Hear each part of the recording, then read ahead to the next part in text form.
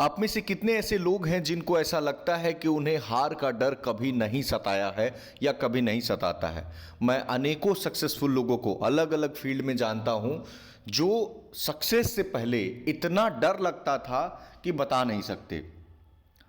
देखिए, उनको क्या सक्सेसफुल बनाता है ना, वो उनका एटीट्यूड होता है, वो उनका टेम्परामेंट होता है, वो कैसे डिसीजंस लेते हैं और उस डिसीजन को अच्छा करने में वो कितना समय देते हैं, इस बात पे निर्भर करता है। मैं विराट कोहली का एक एग्जांपल देना चाहूंगा।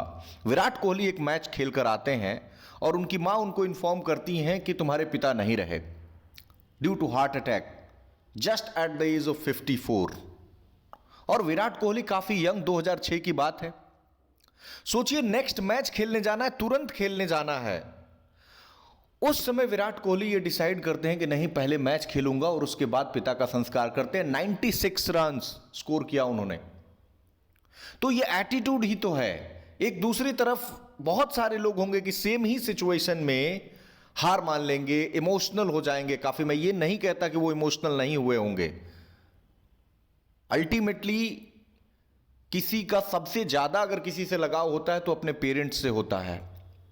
और एक पिता को खोना उनके लिए सबसे बड़ी जो लॉस है वो थी। लेकिन उस मोमेंट पे अपने आप को संभाल करके, और सोचिए कि जिनके सामने कोई समस्या नहीं थी उनको बीट करना, ये कितनी बड़ी बात होती है। तो जो लोग भी सक्सेसफुल होते हैं ना, ऐसा जब उनसे आप एकदम क्लोजली जाकर के बात करेंगे तो लगेगा कि अरे, हम तो इन्हें लगता था कि ये केवल सक्सेसफुल ऐसे हैं, इनके जीवन में तो अनेकों असफलताएं आई हैं। और ऐसा एक फील्ड में नहीं होगा, दुनिया भर की फील्ड्स में, जितनी फील्ड्स हैं आप जाकर के बात कीजिए। कपिल शर्मा जो कॉमेडियन है, आप देखे होंगे, कई बार मैं उनको सुना, ऐसा वो बता रहे थे कि कई बार तो लोग मतलब पूरी जो एपिसोड खत्म हो गई और एक बार कोई नहीं हंसा। सोचिए कितना एम्बैरेसमेंट होता होगा, लेकिन फिर भी हार नहीं माने। देखिए, होता यह है ना कि जब हमारा लोग समाज, जब हम स्टूडेंट से मान लीजिए तैयारी कर रहे हैं, तैयारी करने के क्रम में सबको सफलताएं एक साथ नहीं मिलती है। कुछ लोगों को जल्दी मिलती है और कुछ लोगों को देर से मिलती है। कुछ लोग अपना पेशेंस खो देते हैं। क्यों?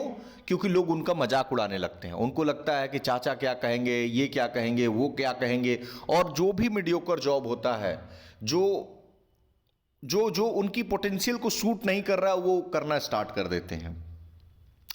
पर मेरा मानना है कि अगर यही बात B.R. अम्बेडकर सोच लिए होते, यही बात थॉमस अल्वा एडिसन सोच लिए होते, तो क्या हम आज एक बल्ब का आविष्कार या समाज में जो हम सोशल जस्टिस की बात करते हैं ये होता? 10,000 बार थॉमस अल्वा एडिसन फेल हुए थे। और क्या उस व्यक्ति की सोच थी? उन्होंने कहा कि हमने 10,000 ऐसे नए तरीके ढूंढ लिए हैं जिससे कि बल्ब का आविष्कार नहीं किया जा सकता। सोचिए, एक जो नेगेटिव चीजें हैं उसको पॉजिटिव वे में, इसे कहते हैं सोचना। तो जब भी लोग आपको क्रिटिसाइज करें, आप उसे पॉजिटिव सेंस में अगर लेना शुरू कर देते हैं तो ये आपकी ताकत को बढ़ाएगा, न सिर्फ मानसिक बल्कि जो आपका सोच का लेवल है उसमें बहुत ज्यादा ये आपकी मदद कर सकता है। कई बार ऐसा होता है ना कि हमारी आदत होती है कि हम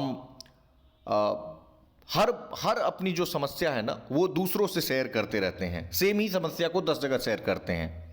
हम ह्यूमन बींग्स की आदत होती है।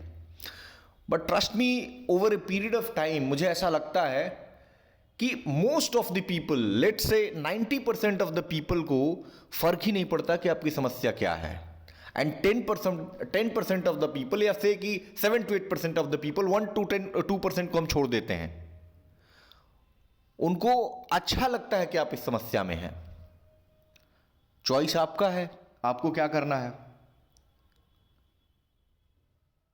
तो होता यह है ना कि हम परेशान क्यों रहते हैं? हम परेशान इसलिए रहते हैं क्योंकि हम अपने आसपास वालों से हमेशा कंपैरिजन मोड में होते हैं। मैंने ऐसा भी देखा है कि 95%, 98% लाने वाला बच्चा सुसाइड कर लिया है। आपको मैं एक स्टोरी बताता हूं, 2017 की, 2017 की बात है। Proper Bihar cadre IAS home cadre मिलता है। बक्सर जिला बिहार में DM बने हुए 11 दिन ही मात्र होते हैं और मुकेश पांडे सुसाइड करते हैं। सोचिए, मतलब आपका जो भी एक सिविल सर्वेंट की, सिविल सर्विसेज की तैयारी कर रहा है, उसके लिए ये सपना होगा कि हमें प्रॉपर आईएएस मिले, होम कैडर मिल जाए और हम जिला कलेक्टर बने। यही होगा ना। उनके पास सारी थी फिर भी सुसाइड किया, क्यों? चीजों से संतोष नहीं था। तो यही मैं कहना चाह रहा हूं कि एटीट्यूड का बहुत फर्क पड़ता है आपकी जिंदगी में। और जब भी आपको लगे ना कि मतलब कई लोग होते हैं जिनको ऐसा लगता है कि हमें इग्नोर किया जा रहा है, हमारा कोई भाव नहीं दे रहा। आप किसी पार्टी में जाते हैं, फंक्शन में जाते हैं, आपका उतना कदर नहीं होता। आप तैयारी फेज में, आपको कदर कोई क्यों करेगा? आप किसी के लिए कोई काम आ सकते हैं क्या? नहीं आ सकते हैं। तो इतनी छोटी सी बात है, अगर आप इसको समझ लेते हैं, खुद को समझा लेते हैं, तो आपको तकलीफ नहीं होगी। और कामयाबी का मुझे लगता है कि एक मंत्र है, और वो मंत्र आप सबको पता है। वो मुझे लगता है कि जैसे कि बहुत छोटी सी बात है कि हम लोगों की इस ग्लोबलाइज्ड वर्ल्ड में, या यूं कहें कि जो एलपीजी के फेज में हम जी रहे हैं, इसमें हमें देर तक जागने और सुबह लेट तक उठने की आदत हो गई है। देखिए, जिस दिन मतलब कहते हैं ना कि सूर्य हमें जगा रहा है, जिस दिन हम सूर्य को जगाना शुरू कर देना, जब आप सूर्य से तेज दौड़ने लगेंगे ना, तो जो ऊर्जा का प्रवाह आप महसूस करेंगे अपने अंदर, जो कॉन्फिडेंस आपके अंदर आएगा, जो मोटिवेशन मिलेगा, आपको लगेगा कि आपकी सारी जो रास्ते हैं, जो जर्नी है, वो आसान हो गई है।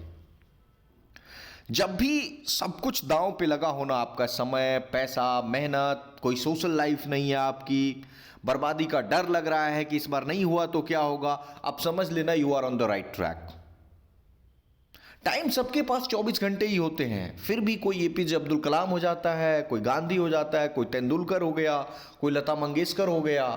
ऐसा ऐसा क्या है जो डिफरेंशिएट करता है? और कुछ लोग हैं जो कुछ नहीं कर पाते हैं जिंदगी में, उतनी ही टाइम लेकर के, उतने एफर्ट्स मार करके। वो बहुत ही कंसिस्टेंट लोग होते हैं, डिसिप्लिन्ड लोग होते हैं, उनका एटीट्यूड ऐसा होता है। अच्छा, काम करना किसी को अच्छा नहीं लगता है। किसी को आप पूछेंगे, माइकल फेल्प्स की अगर मैं बात करूं, तो माइकल फेल्प्स से जब 2008 बीजिंग ओलंपिक्स में अकेले उस व्यक्ति ने 8 गोल्ड मेडल जीता तैराकी में। और माइकल फेल्प्स से एक पत्रकार ने पूछा कि आप बहुत लकी हैं। सोचिए माइकल फेल्प्स को कैसा लगा। एक व्यक्ति, उसने बताया कि पिछले 4 साल से रोज 8 घंटे वो प्रैक्टिस करते हैं पानी के अंदर। रोज 8 घंटे, 24 घंटे में से पानी के अंदर रहना, तब जाकर के ये मुकाम हासिल हुआ है। आपको लगता है कि माइकल फेल्प्स को ये अच्छा लग रहा होगा कि हाँ चलते हैं पानी में तैरने? पानी में तैरना आपको एक दिन अच्छा लग सकता है, या एक दिन में आपको 20 मिनट, 1 घंटे अच्छे लग सकते हैं। 8 घंटे आप रहना पसंद नहीं करोगे। तो माइकल फेल्प्स को सफलताएं क्यों नहीं मिलनी चाहिए? विराट कोहली को सफलताएं क्यों नहीं मिलनी चाहिए? हम लोग क्या करते हैं ना, एक और बड़ी गलती करते हैं। हमारा अधिकतर समय इस बात पे खर्च हो जाता है कि दूसरों के मन में हमारे लिए क्या चल रहा है। ये उनकी समस्या है ना, वो क्या सोच रहे हैं, क्या नहीं सोच रहे हैं, अब ये भी हम ही सोचेंगे। सोच रहे तो जो सोच रहे हैं, क्या फर्क पड़ रहा है? आपको खोद तो नहीं रहे ना आकर के। आप अपना काम कीजिए।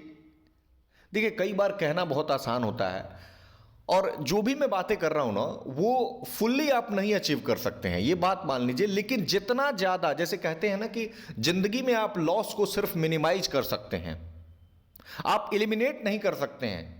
आप जो कोई भी, जैसे आप बिजनेस कर रहे हैं या कुछ भी कर रहे हैं, आज आप फायदे में हैं, कल आप घाटे में जरूर जाएंगे। तो उसको मिनिमाइज करना होता है, सिर्फ वही काम करना है। और जब आपका लक्ष्य बहुत बड़ा होना, तो मैंने जो अपनी एक्सपीरियंस से सीखा है, आप लोगों को रिवील मत कीजिए। आपको बड़ा अजीब सा लग सकता है, ये क्या बोल रहे हो। सच कह रहा हूं, जब आपका लक्ष्य बड़ा है, आप लोगों को मत बताइए कि आप क्या कर रहे हैं, अगर हो सके तो। और जब आप आश्वस्त हो जाएं कि इस व्यक्ति को बताने से आपका जो लक्ष्य है, उसमें आप जो जहां जाना चाहते हैं उसमें मदद पहुंच सकती है, तभी उस व्यक्ति से आप रिवील करें।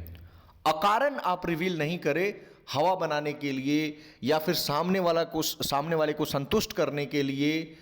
ये सारे एक्सक्यूजेस नहीं हो सकती हैं। कारण यह है कि उसमें इतनी परेशानियां वो लोग गिना देंगे ना कि आपको डर लगने लगेगा। हकीकत भी है, सपना बड़ा है, कठिनाइयां तो होंगी ही। बात इस बात पे आपको करनी है कि प्लानिंग कैसे हो, उसका एग्जीक्यूशन कैसे हो, और आप डिसिप्लिन्ड कंसिस्टेंट कैसे रहें। यही चीजें हैं जो किसी भी फील्ड में आप सक्सेस होना चाहते हैं, ये चीजें बना देंगी। और कुछ लोगों की आदत होती है कि अगर मान लीजिए आप में से आपका कोई दोस्त सक्सेसफुल हो गया, आपको लगता है ऐसा, आप कभी उसे क्रिटिसाइज मत कीजिए, क्योंकि आप जब भी आप क्रिटिसाइज करेंगे, आप कुछ समय के बाद रियलाइज करेंगे कि आप उस व्यक्ति को नहीं क्रिटिसाइज कर रहे थे, आप सफलता को क्रिटिसाइज कर रहे थे, उसकी सक्सेस को क्रिटिसाइज कर रहे थे। और आपको जलन उसकी सफलता से नहीं, आपको सफलता से ही अंदर जलन होनी शुरू हो जाएगी। सोचिए, आप जिसको पाना चाहते हैं उससे नफरत करते हैं,